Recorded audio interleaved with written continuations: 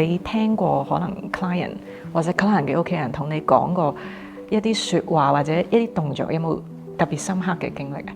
另外一個個案喺院舍住嘅，咁佢都係即係最後離開咗啦。咁但係佢離開之前，佢係好嚴重嘅腎病，但係佢講嘢係叻嘅嗰個 client。咁佢有同我講話，黃姑娘，我好想生存落去咁樣，話俾我知佢好想去車公廟啊，係啊。咁跟住我就同佢屋企人商量咗咧，就同醫生申請咗1日嘅假期，就同佢去咗車公廟一轉。